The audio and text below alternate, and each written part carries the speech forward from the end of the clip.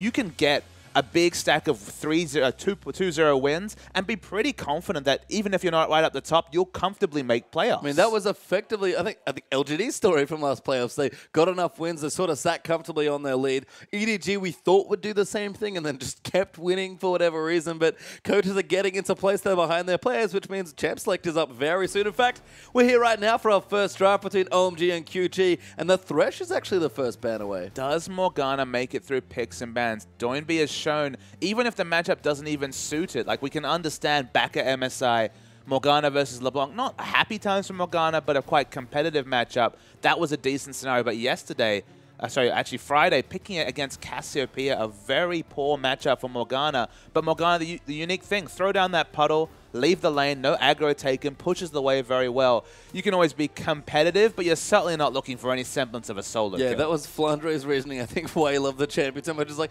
it's always fine. What are you going to do? I've got the black shield on, see you later, I'm leaving. Exactly, as Hecarim's the second man for OMG. Azir Kalista, the next two there for QG. Uzi, I don't think he's going to see that champion many times. Kalista, that is. I mean, he doesn't necessarily always win on it, but his mechanics just unbelievable on that champion. Just really impressive. So ban it away to stop that worst case scenario of the hop, skip, and jump pentakill. Yep, and we can see ban missed there, I think, for OMG. May have been a penalty there that we weren't aware of, but no third ban there for OMG means that QG going to look to see what they want for their last ban Jungler's here. paradise so far. Yeah, no Jungler's ban. I mean, Rek'Sai's a decent ban on the red side if you're QG just to take it away, but plenty of options available for the last one, and the inevitable first pick as Maokai is actually the last ban. So the whole jungle pool is available. Screams Gragas or Rek'Sai first pick. Not really sure where Zhuezhui will go. The Gragas was definitely the better of his two performances on day one. So Gragas first pick, I would say, will be likely. He's just mousing over a few picks. Mordekaiser, Ashe. This is actually 5.8, so no reworked Ashe just yet. Now that will probably be disabled on the next patch. So a few weeks away from one of your favorites hitting the Rift. A lot of things being open. Wow, Gnar is the first pick. And that's a new champion, I believe, for Xiang in the top lane. So going to be taking it away. Gnar first pick, a fine first pick as far as I'm concerned. Very flexible, decent matchups across the board for the most part. Especially with Maokai ban, I think it's reasonable. But we'll see what happens here as QG having some fun with their first few picks. But we've seen a lot of our star priorities. Sivers seen some picks there. And of course, the big one, Rek'Sai, is still open. Rek'Sai is the strongest champion in my estimation available. Gragas is right up there depending on the comp that you want to run. But there's no rush to lock in a jungler because look, maybe Rek'Sai's what, a hair's length ahead of Gragas, but you'll be happy whatever you get. Wow. LeBlanc, Alistar, they get both the burst assassin and the best support at dealing with this assassin in the first rotation. I like the Alistar a lot. We've seen lots of teams go to that as a first few pick. It does leave Sivir open. They instantly pick it up along with Gragas to OMG, but Doinby's got a new champion and he didn't, and Morgana didn't get banned. But Zhuezhui gets the Gragas, and more importantly, Uzi picks up the now 14-2 Sivir. Sivir comps this whole year. As soon as Uzi joined the lineup, it was only really Sivir that seemed to promote lots and lots of winning for OMG. Their win rate on that champion looked so much more comfortable with that pick. Looking over on the QG side, maybe going to take the Irelia into Gnar matchup. We've seen it once so far this weekend, and Irelia was able to win, but there were multiple things helping Flandre get that matchup over the line. Casting your mind back to the LCK final, you can see that this matchup has started to warp maybe towards Gnar with excellent itemization like the new Black Cleaver. I feel like it'll move towards Gnar more and more, but if you get enough lane swaps, if you get enough shenanigans going that Gnar has to build for the team fights, there's always that point where Irelia can use level 7, level 9 and Trinity Force to overcome the pesky little Gnar. I think Koro did it in the MSI final as well, so there's definitely contention on both sides, but Rek'Sai, Irelia, the picks for QG. My big question is, how did Swift get Rek'Sai this late here? But Orianna's going to get locked in. Nautilus will join it for OMG, and their draft already, it's done. So much early power. We've got LeBlanc, Rek'Sai, very strong ganking duo on the mid lane. Excellent lane to gank in the top lane with Irelia with the Equilibrium Strike. Alistar again provides CC in the bottom lane. If there's a lane swap, roaming Alistar and Rek'Sai is CC train central coming through to multiple lanes. So a lot of early power. Doesn't mean that their late game is going to fall away either. It's this unique situation that we seem to be placing on 5.8, where once again, the last pick will be 80 carry. Yeah, that's 2 games in a row at least. Quite a few this weekend, actually, as well. And Graves is the pickup there for Mid-game TNT. central. Yeah, I mean, QG, we talked about them being an aggressive young side. That certainly showed in their series against LGD. I have good news for you QG fans out there, and there's probably a lot of new fans after what happened on day 1. QG are not slowing down at all in this series. And a lot of the LSBO experts told us that, look, if it gets to the late game, if they can't snowball a lead, it's not necessarily QG's late game team fights that get them the victories, not necessarily their strategic plays, it's early rotations, it's strong mechanics, it's getting that win sewn up in the first 10 to 15 minutes. And man, they've picked themselves in a situation where if they can do that, they will do it with style. Yeah, and they've picked completely to just take over the early and mid game and snowball through. So OMG, be interesting to see if they can weather the storm. They must feel comfortable with their draft, but I don't know if any team's going to sit across from QG and feel that comfortable at this point. I don't know about the QG coach being quite so casually attired. No suit coming through at all. Don't know about these rules. A bit lax in China. Crazy though. That's all that matters. His hair was crazy. They're perfect. So crazy. Matches the team then. It's Ray versus Swift in the jungle. Gragas versus Rek'Sai. Is Cool going to take the classic counter pick? Orianna into LeBlanc. Knows a lot about both these champions. The LeBlanc side especially. Usually the aggressor. Siva's win rate really makes OMG a bit favorable this time. Siva and Nautilus, very similar to Siva and Alistar or Siva and Annie. Very engaged, heavy support, going to really be sped up by that Siva on the hunt. The 300 base movement speed, so much higher when you're popping that ultimate. I like the fact that both of these teams have identities, but how much work can QG get done in the first 10 minutes will really decide who wins this game. Well, they got it done in the first 4 minutes last time. Let's get onto the Rift and find out.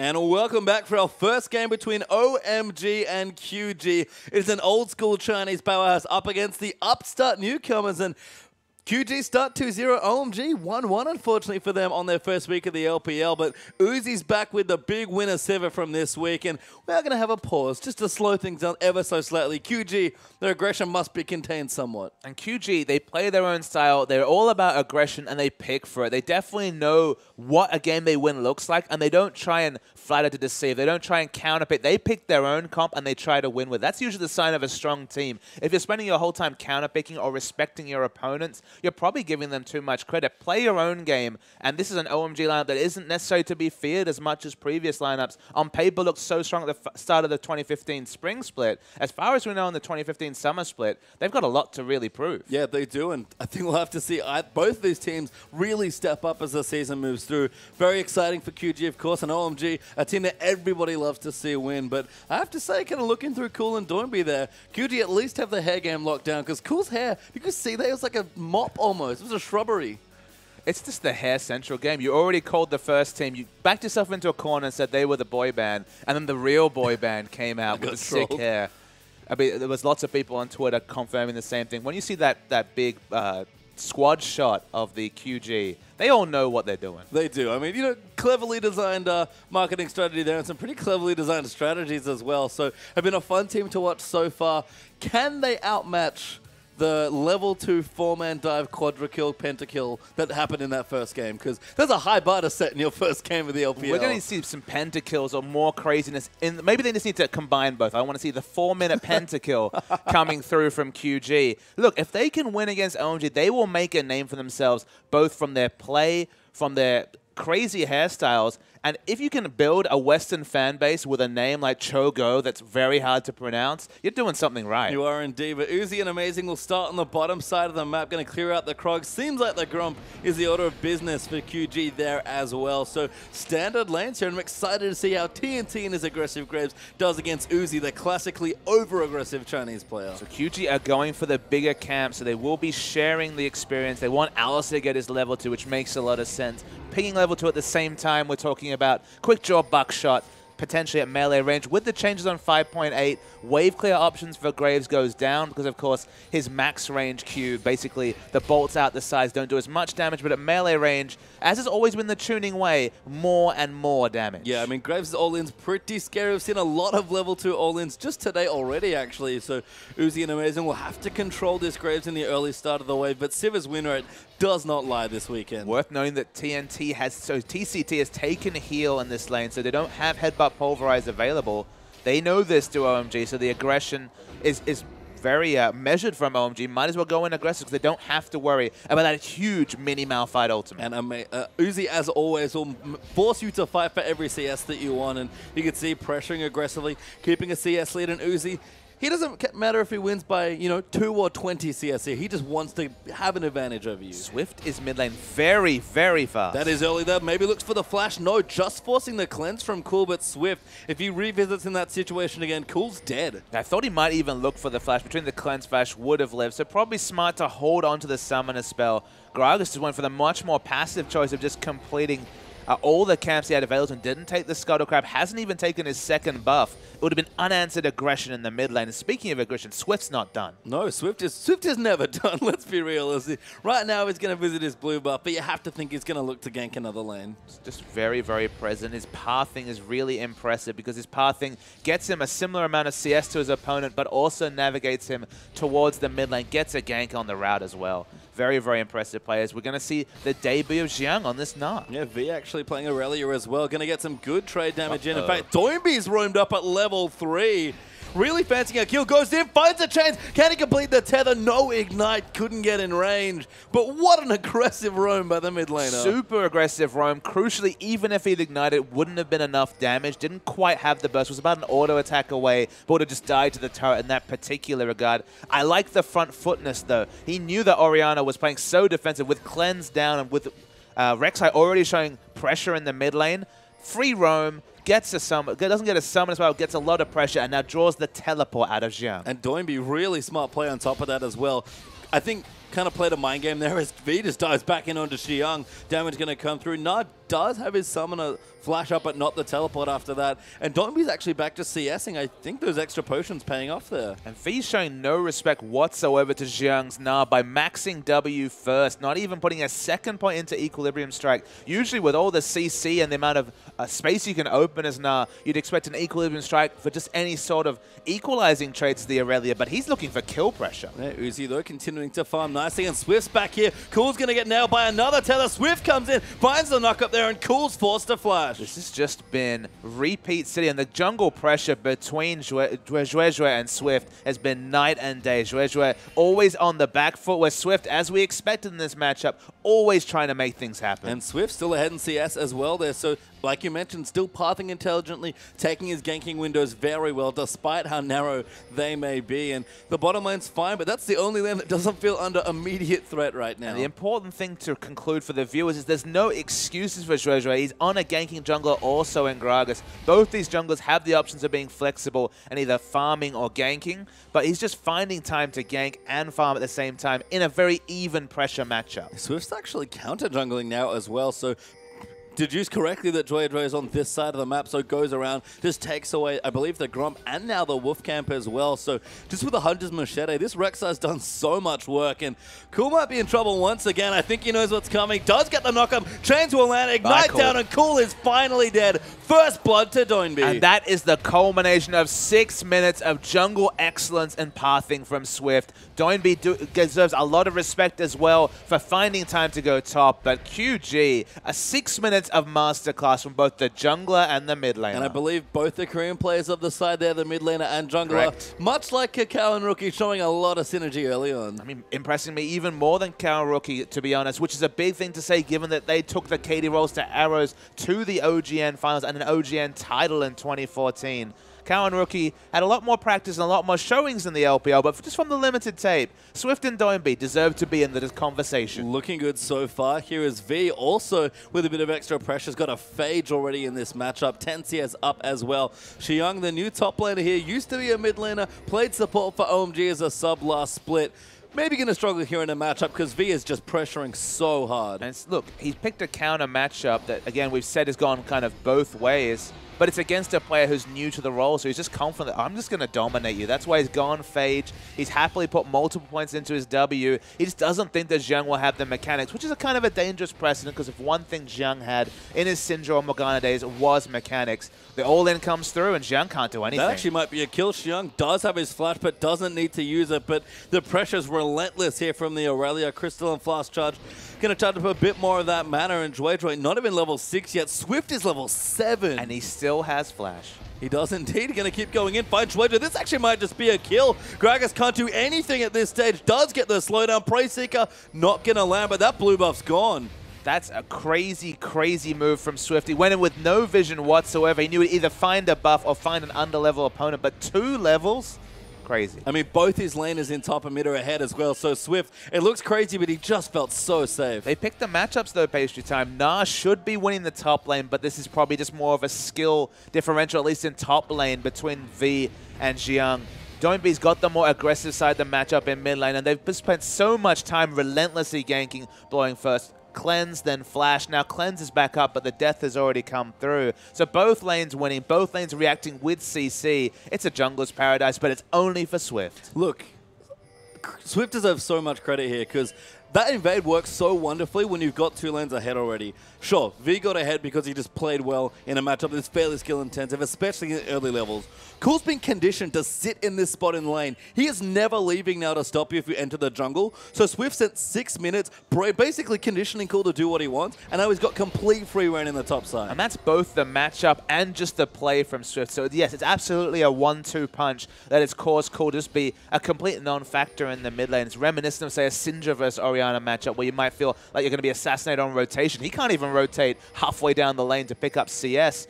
Such has been the pressure from Swift. So yeah, when you have strong lanes, it's very easy to be an aggressive counter jungle, but they've picked for this scenario. So they know what they're good at. They pick for it. And so far, 10 minutes in, they've executed as well. I think Swift might actually be coming down to the bottom lane next, which would be, again, a very smart play given what he's shown to OMG already. But Uzi holding fast in the bottom side. Both backs coming through from the AD carries actually have merited them some early BF. So it's Uzi with a pair of boots, so a slight lead there. But Chue level 6 now, but potentially caught out with the Tremor Sense. I mean, one word we don't usually talk about when we talk about Rek'Sai is snowball. But the thing that's actually snowball about this game, unfortunately we don't have, yes, we do have on the for a second on the screen there, is the mini-map.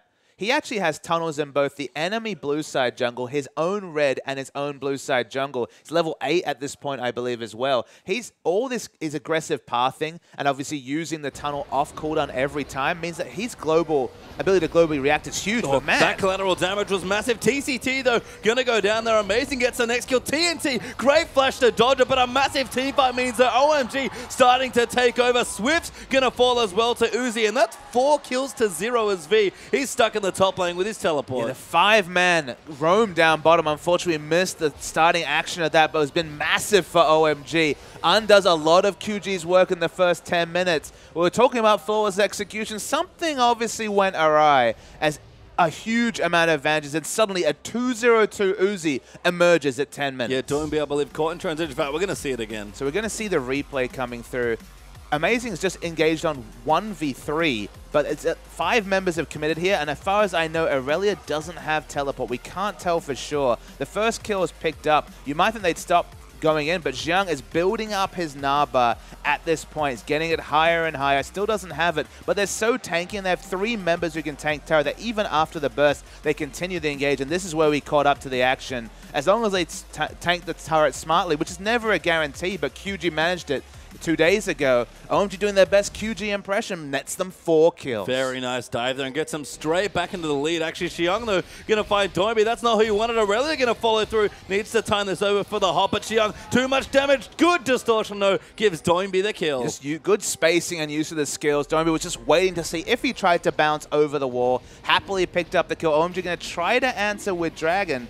Dragon's what got them that advantage with the 4 kills they got off the back of a contest around Dragon, but LeBlanc shows in mid and they have to back away. Swift, though, going to try and get some wards back. TNT will return to the bottom side that Uzi has pushed in aggressively. He actually got double buffs after that last exchange. So Tensi is ahead at 2-0-2. This is not the Uzi you want to have on the other side. One kind of story point we didn't get to mention, we might still not get to mention, is the mimicked chains actually is popped from going back to the distortion in that particular case, that TNT and Uzi are no strangers. They were in the same Royal Squad post-Season 3 Worlds. Uzi moved to the mid lane after Tabe retired.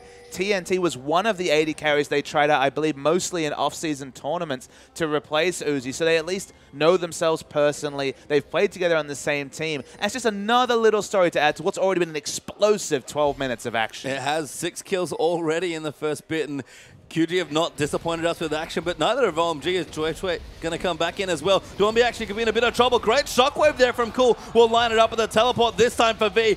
That jungler is dead as Gragas goes down, and Swift claims that one. Yeah, the teleport came through, doesn't even get a kill assist in that situation. Was looking necessary in bottom. Yeah, Uzi going in aggressive, but TNT on the Graves. Just a bit more power in those sort of duels. QG Games bring action, if nothing else, based on they're behind in the kill score, but 600 gold ahead, mostly because of the top lane matchup. As expected, the seasoned top laner in what is traditionally a counter matchup, doing very, very well. 30 CS is the advantage for Irelia over Nah. Yeah, got a dagger and an amplifying tome, interestingly. So kind of split the difference on the Sheen and the Zeal, but we'll be moving in towards that Trinity Force fairly soon. Swift going to clear out the ward there as well. So continuing to get vision around and trying to, again, keep that blue buff in his control. It's crazy to think, but actually Amp Tome and Zeal is probably the most damage you can buy with 2 components. You don't need the mana at this point if you're just going for all-in trades. The crit strike gives you situational damage, but even though the Amp Tome is only, what, a 0.5 ratio onto the E and then a small ratio onto the ultimate, still relevant enough to just go there if you want to burst down Xiang. And you know what?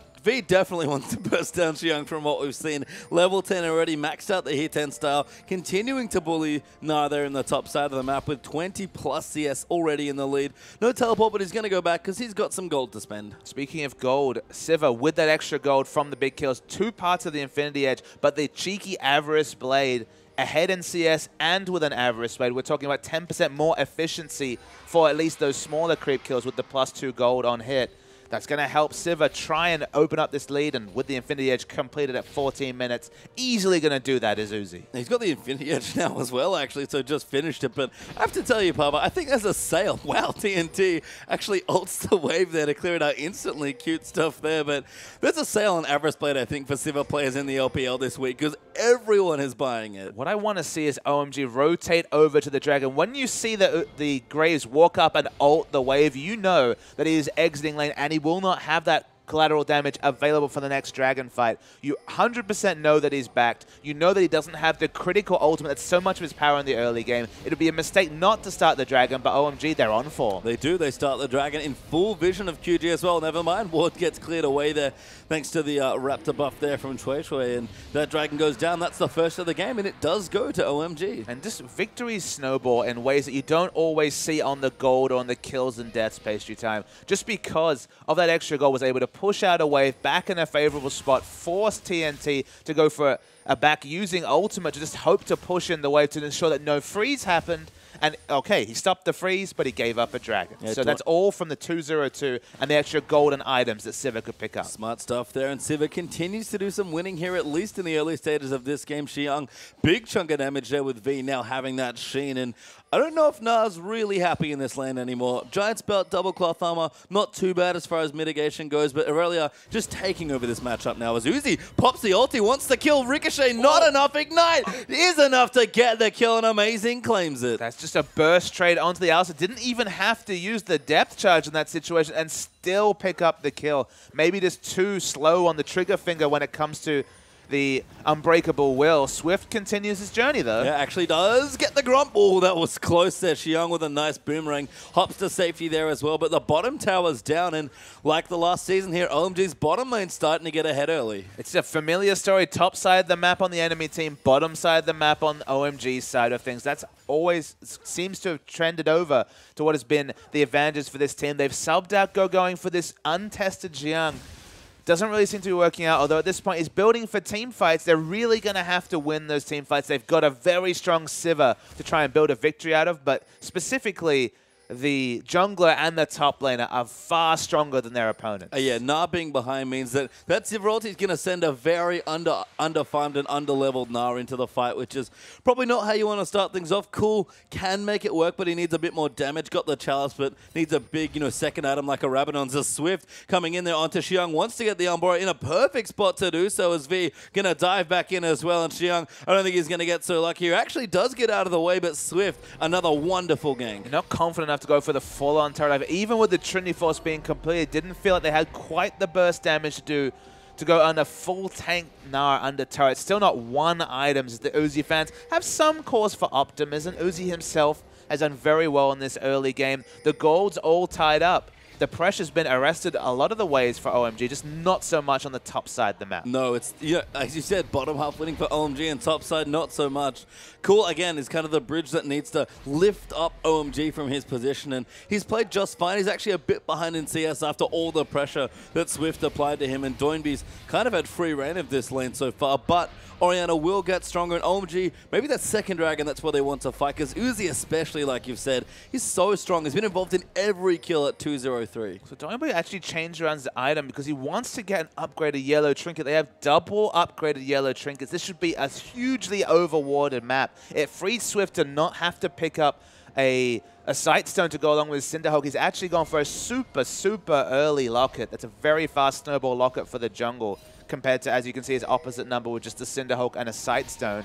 It's a team fight build. They want to opt into team fights and disregard the shockwave damage. Honestly, at this point, with just Athene's being completed, the shockwave's just going to be, for CC mostly, going to tickle the backline through the locket. I really like this itemization that's come through because now the pressure's off the jungler to do all the warding. It's really nice to see some teams kind of using the trinket system in a newish way because that changed, with the upgraded system, making swapping that much easier, even though it costs you a bit of gold, does open up a lot of cool strategic plays. So I like it a lot from QG, and Qiao does not like this, although two more members of OMG trying to bait him in, but V spotted it out. It shows quite a lot of restraint. He had a lane ward, so I think he's seen at least one of these members, possibly both of them, come into lane. He's just trying to be creative and buy as much time as possible because now his other laners can do whatever they want. TCT's here as well, so if he can make it back to his turret, he's probably not in too much danger. And Swift apparently lives in the enemy jungle because he is trying to counter jungle at every possible turn. Now, a lot of his early work was undone from the free 4 kills that OMG picked up. They want to take down this turret. Civ not even going back to it, so they will get it eventually. Has the Void Rush available, so can definitely rotate to top. He's level 11 also. His opposite number, level 10. Definitely over-leveled on the jungle as Swift. And, that's just a credit to Swift's great early game play as he's back in the top side. Amazing. He's still hiding in the brush here, but now Uzi's going to join him and they'll try and take out another turret. TCT happily sitting under the jungle as well. They're looking for Cool. Oh, Cool gets nailed by a chain. Just missing there. The shockwave might save him. Cool trying, but Shui late with the ulti. Xiang's poured it in as well. Swift will be slowed. Hop moves in. Swift has to be careful. No tunnel just yet, but turns it around. Doinby will join in as well. Good knock up to buy a bit more time. Now the teleport's coming through, but Swift does fall. Doinby caught out now as well, but Xiang going to get bursted down into Magana. Finds the wall up. Good juke there from Doinby. Shui now in trouble, going to go down. TCT collapses as well, and QG going to find, yes, another kill. Uzi trying to make it work, but too many people here. Amazing has to be careful. Uzi pops his ulti, maybe goes back in. He's feeling very manly, but V finds a dive, pulverized in, and Amazing's dead as well. QG, amazing team fight. Really nice team fight there. Uzi was thinking 1v4 was a possibility, but they just waited for the flash pulverize to come through from TCT. It was a nice rotation from TNT, actually got the kill credit with just throwing through the collateral damage. Swift teleports back in with the Void Rush. The dragon spawns in 15 seconds. They're in position for it, and this jungle just keeps farming. And look, with Uzi's items that he just got, Static Shift plus the Berserker Moves and the Infinity Edge, I don't blame him from going for that 2v4 effectively with his support, but he was about one well-timed spell shield away from going full Uzi once more. So we're going to see the replay. Swift lives a long time because he's got so many extra items. Even used the Chilling Smite to try and dissuade any sort of engage. The teleport is channeled through. OMG honestly should be backing away. Maybe they're baited by the fact that Xiang actually got into Mega Gnar form. Notice he hasn't used the Gnar ultimate just yet.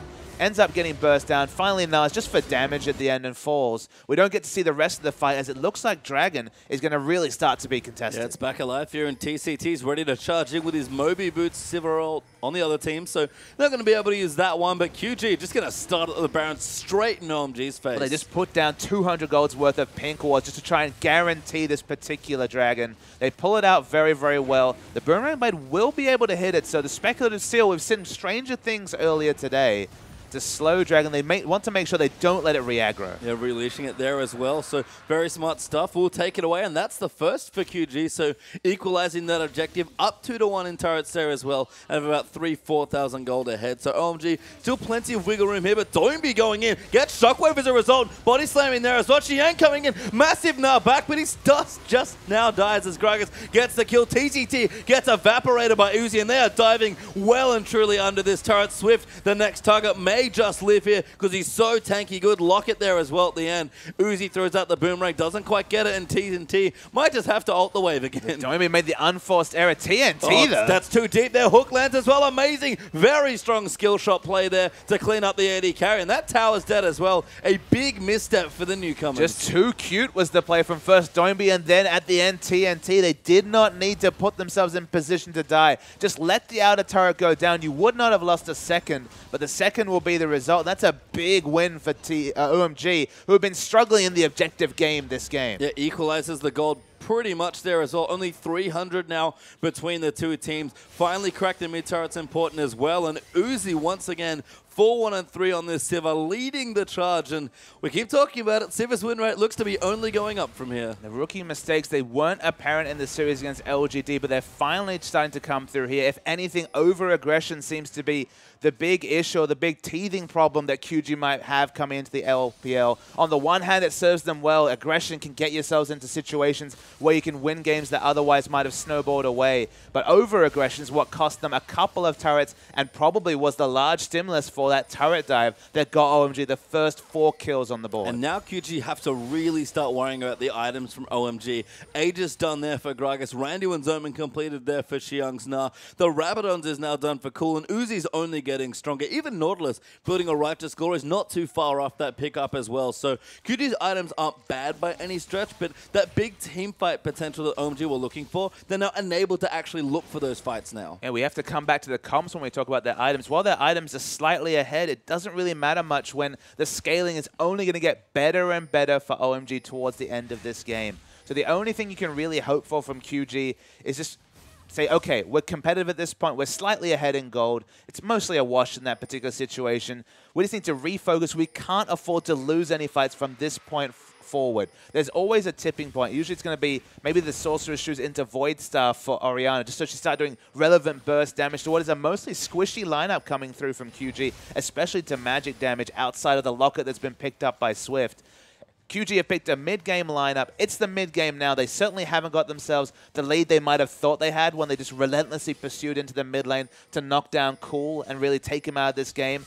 Everyone's started to find relevancy except for maybe Xiang on the side of OMG. And with the Sivir ultimate, you can always go in. Yeah, amazing. Just finds an ulti actually there. TCT maybe now caught a great ulti there from the Gragas there as V gets knocked back in. He dives in onto Uzi, but Orianna takes him out. Now TCT might get caught out. The ulti's still ticking, but it does not last that long, and Shui Shui gonna get the next kill. That's 2-0 OMG. And OMG are playing very basic League of Legends. Group with Sivir, press the on the hunt and get picks and acquire kills. They're looking to try and actually force action onto this Baron. Assertive Barons are one of the reasons Master 3 looks so good. Doinby, though. Doinby sick. 1v1. No, doesn't quite kill Uzi. The collateral damage tries to find it, but Uzi somehow lives. Prey Seeker not going to be lucky there either. But that does leave OMG off the Baron. It does take OMG off the Baron. So still very successful move coming through from Doinby. I believe already had his death cap at that point. Now adding an extra Needlessly Large Rod, going for by far the most damage on this LeBlanc build. Will have wave clear options and also solo kill potential, especially when the Void Staff comes through. Yeah, that's off quite soon here as well. And Dragon back up in a minute 52. That's our next pressure point here in this game. We're currently split on the objective 1-1, so we'll see which team can try and get it. And I think for QG, it might be slightly more important because 5 Dragons, that's another reasonable way to keep themselves in the game or win it, honestly. I don't think it's that important for this comp. You know, when we usually talk about outscaled comps, you might say, okay, but they can always pick up the 5 Dragon stack and have the percentage stats. I think with the Graves especially, they're just looking to try and take this game out early. They want to try and burst down. But they're basically fully burst related in fights, whether it's LeBlanc Graves or even Aurelia's damage is mostly going to be about the burst coming through from the Trinity Force procs. Burst comps will naturally fall off in the late game compared to sustained damage. So they need to get the objectives now, and they're going real aggressive onto Amazing. They are, but the ball zones them off there. TCT trying to find a line in, but takes a big chunk of damage as a result, and QG going to get completely denied. I like that V was split pushing down the bottom. I was surprised he didn't do it early, but that teleport's going to undo all of the pushing. It teleports up. Now doesn't have the ability to teleport into a fight. Xiang will be the first person to pick up a teleport, as his will come off cooldown in about 2.5 minutes time. Xiang, again, still just has some of the parts of his team fight build. He will not be a split push threat. He has definitely been outscaled by Aurelia this game. Whether that's an important factor or not remains to be seen. And that was part of the reason why I was surprised V was sticking with his team so much. I understand. He wants to fight. He's strong in trades. He can CC people, and there's a ton of burst damage. But he's one of the best ways for QG to get themselves a lead in this game is by forcing pressure to his side of the lane. But instead, he stuck with his team, and they just couldn't find the fights they wanted. That's a fair point. This situation where Na just can't stand in a lane with the Aurelia and not get chunked out.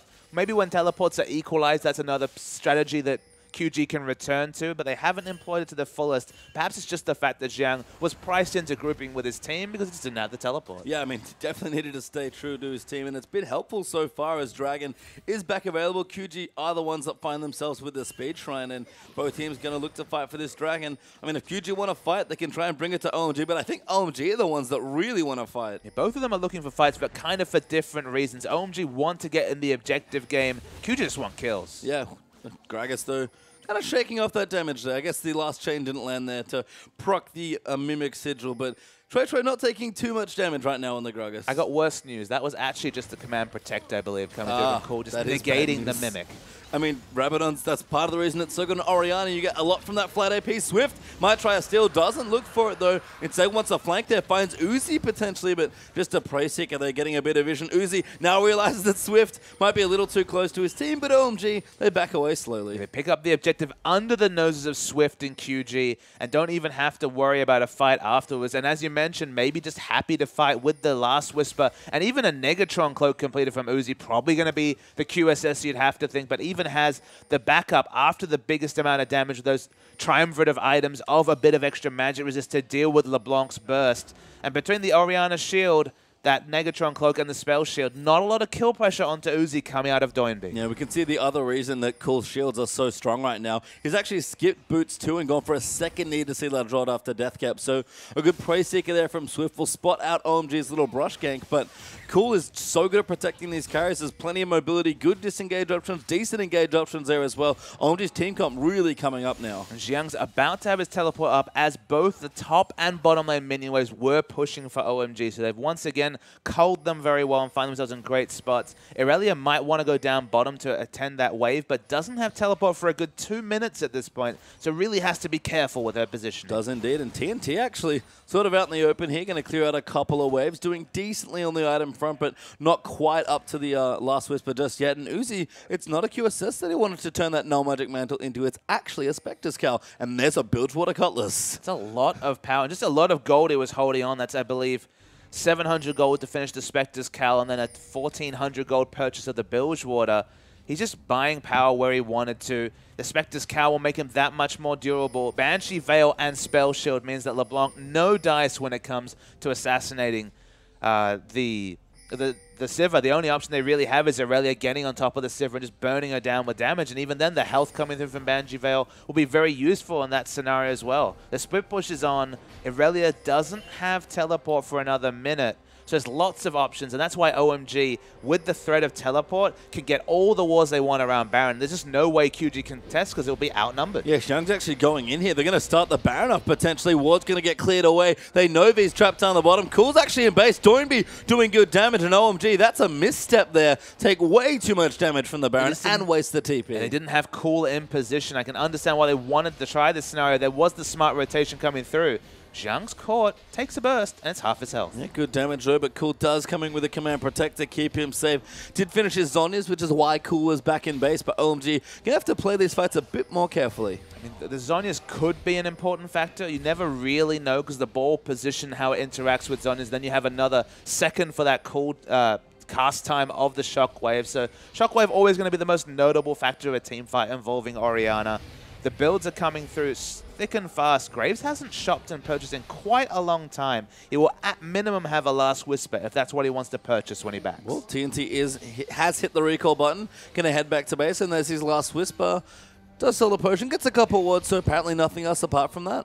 Okay, so he still has a lot of power, still going to be mostly about burst. Going to be hard to really get a lot of auto attacks in as a 525 range carry against an Orianna, who doesn't really need to use that ult for initiation, have multiple other initiation options on his team. And if you just hold on that cooldown, Graves, more than most AD carries, has to respect the ball because he doesn't even have the spell shield like one of his fellow short range carries Sivir, he just really has to be on the ball when it comes to avoiding Orianna's damage. He does, and V, knowing that they're around the Baron area, it actually does come back. QG might want to force a fight. Had his teleport up available, Xiang does not have his, so QG can commit to pressure in other lanes with the Aurelia if they so desire, but level still wanting here for TNT, especially once that level 16. Going to be there relatively quickly as he's about a fifth of the way through that progress, and just looking through for that. Items across the board looking decent, but both teams at this point almost waiting for the next dragon. Items in the advantage of QG, composition in the advantage, and AD carry in the advantage of OMG. So it's really a fine line between a team fight win for either team. I feel like a pick needs to happen for QG before they win a fight, but you just look at the difference in items. The junglers is probably the clearest example there. Cinder, Hulk, and a Locket for both of them, but then a completed Randuin's the case for Swift. It's basically a Randuin's ahead of his opposition compared to just the 200 health and the wards provided by the Sightstone. The items looking wonderful for QG, but again, engineering a pick when the wards really have come down for OMG is going to be difficult. I mean, just the CS values between the junglers as well. Swift has 160 plus CS already, and Chui hasn't even cracked 100. So Swift, again, strong ganker, very aggressive, but great pathing as well. He's put himself in a great situation. It's probably the reason the gold lead's fairly close, only 1,000 up for OMG right now, but Dragon's going to be back soon, and Swift, all that gold in the world means nothing if they can't find a way to close the game out. That's the question. They need a pick, I think, on paper, preferably onto Cool to be able to win a team fight. If Orianna is able to freely auto and move around the ball with command attack, it's just so hard for QT to navigate all the threats that are on the side of OMG and win a fight. They have great wards around the map, some defensive, some offensive. We're waiting for a point to fight over, and I guess the next dragon is the most obvious point of call. Yeah, both teams waiting pretty patiently here for the objectives. Xiang, Mega Knight form, has a Banshee's Veil now actually to go along with the Chain Vest and his Randuin's plus the Ninja Tab Eye. So going to go back, maybe spend some gold, but needs to stack a bit of rage up moving in for that dragon. Shui clearing minions out as well. Cool also with his Sock Shoes now, so even more damage coming out from that big shockwave. But again, team's just going to set up for Vision. OMG moved to clear it out, and QG had some good setup wards right now as well. Swift was being donated the farm in the bottom lane. That's one of the unique factors. Maybe taking a page out of EDG's book and giving Swift a bit of extra gold, like is often the case with Clear Love. His purchase after he had those tank items we spoke about, the Locket, the Randuins, and the Cinderhawk, actually the Phage. So maybe it will be Black Cleaver from the jungle that we kind of wondered about but have never seen. So maybe even damage carry potential coming out from the jungler. And I can see, teleport actually coming through there for V. So they're going to zone them off here. OMG don't quite want to go in just yet. Dragon getting low. Swift will return to try and smite it away. Good hook though, lands for amazing. Massive knock up though from TCT. Now in TNT getting dove in on the backline. Ulti's going everywhere, but Doinby dives in. Almost takes out Cool with a flank. Zon is his pop. Xiang though with a massive ulti. And OMG just going to clean it out, but Doinby diving back in. Uzi flashes out of the way, and TCT, the only one left alive, and not for very much longer. They did not respect the Orianna ultimate. Triple Orianna shockwave onto all the damage dealers, led into the world's best Gnar ultimate against the wall from Xiang. It all lined up for him. It didn't require any savvy mechanics like Koro's. So they pick up all the kills. They walk over to Baron, and OMG, it looked pretty dicey for them, but the moment we came out of some of those technical issues, they've really burst forward. Yeah, going straight in onto the Baron now. Plenty of Baron damage left, especially given that QG won't be in the area to contest it. Do have to tend to some of these side waves. QG have done a great job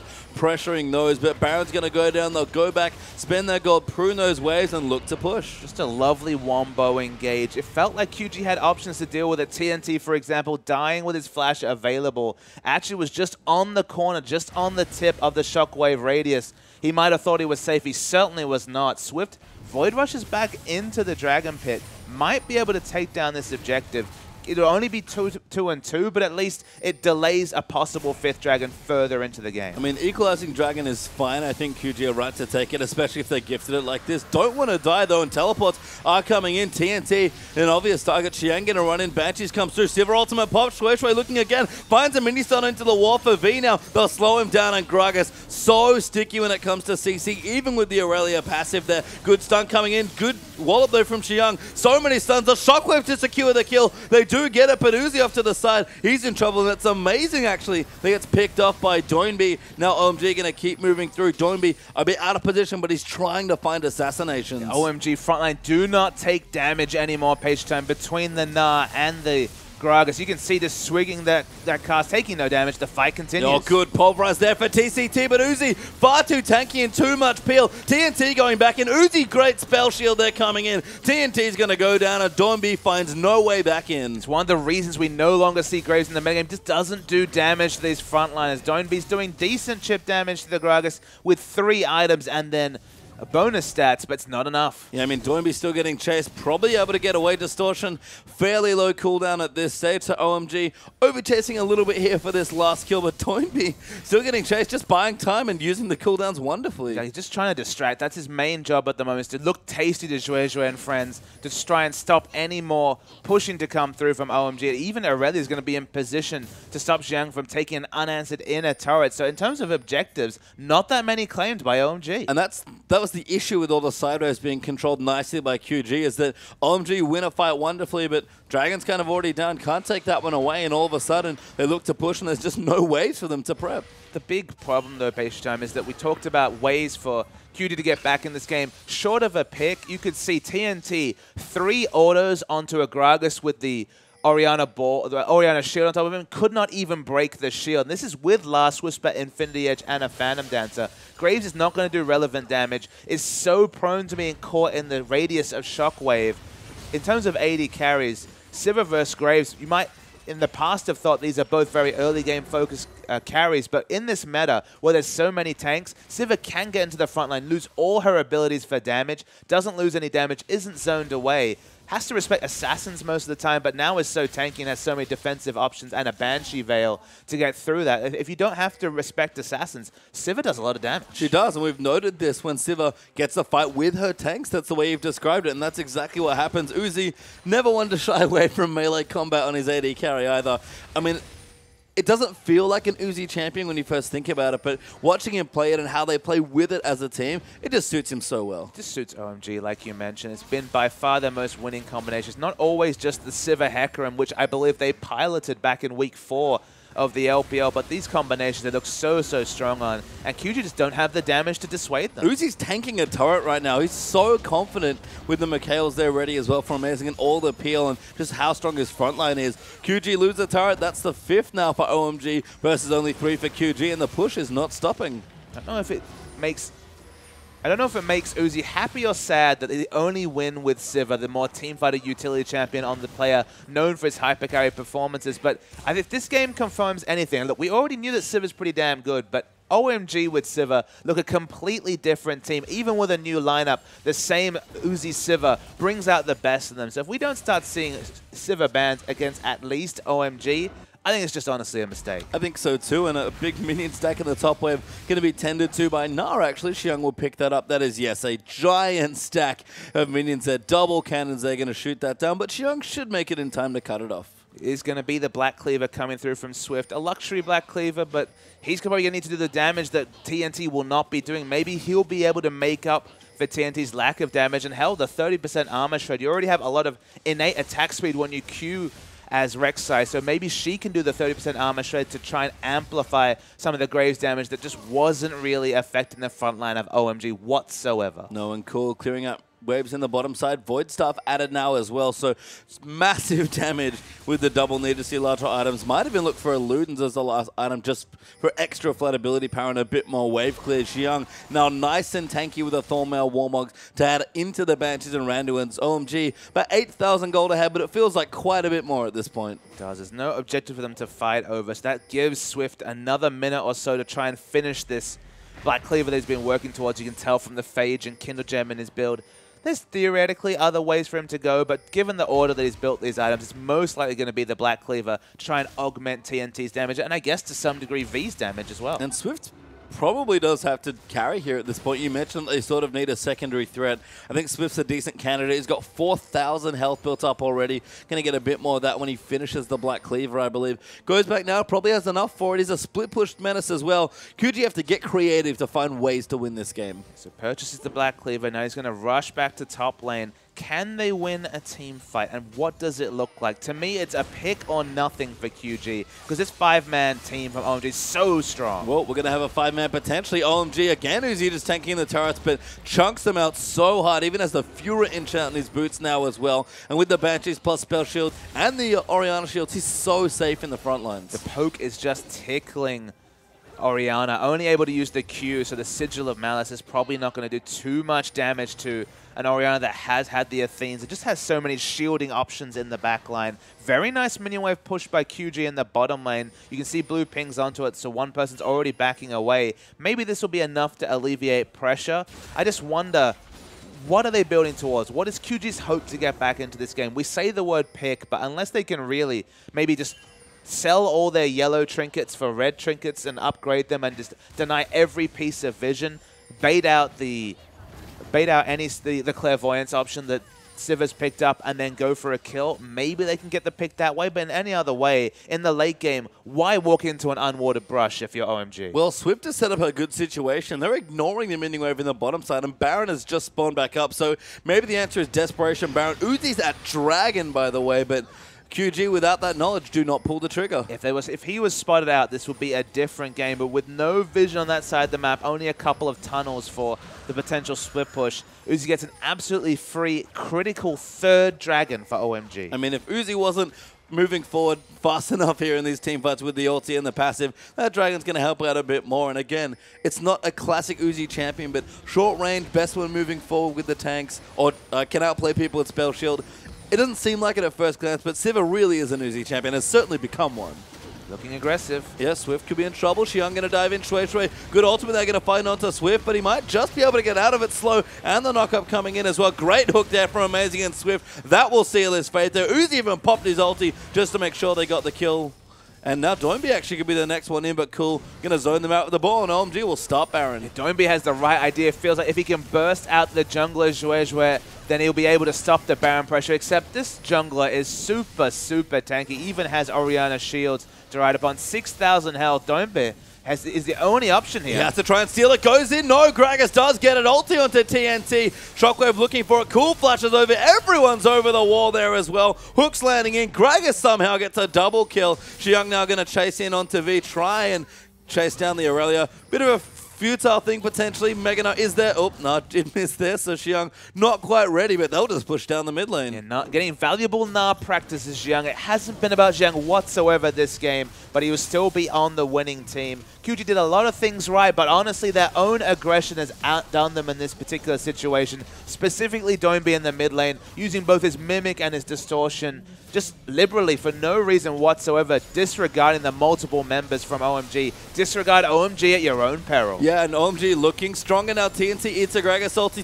Turret's falling down, and Uzi doesn't care. He's going to go straight in and fight Swift. Going to get shredded. TNT getting ripped as well. Cool. Gets the first kill. Uzi claims a second. V going to get Shockwave back in for one final kill. Xiang dives into the fountain. Nautilus goes down, and Uzi claims the victory for his team. Big win for OMG, and honestly a bit of a surprise, whether it's based on their first round performances as the smiling Uzi returns, or it's based on the first 10 minutes of this game. It was looking so good for QG. Swift and Doinby, the Korean duo of mid and jungle, were completely on the same wavelength. But after a Dragon start went awry and 4 kills came over to OMG, they piloted this game, getting the gold and getting the advantage onto Uzi. It's not a surprise. Multiple teams have found this to be true. It's the way to victory. Yeah, 9-1 and 14, I believe, for Uzi's final score. 100 CS ahead.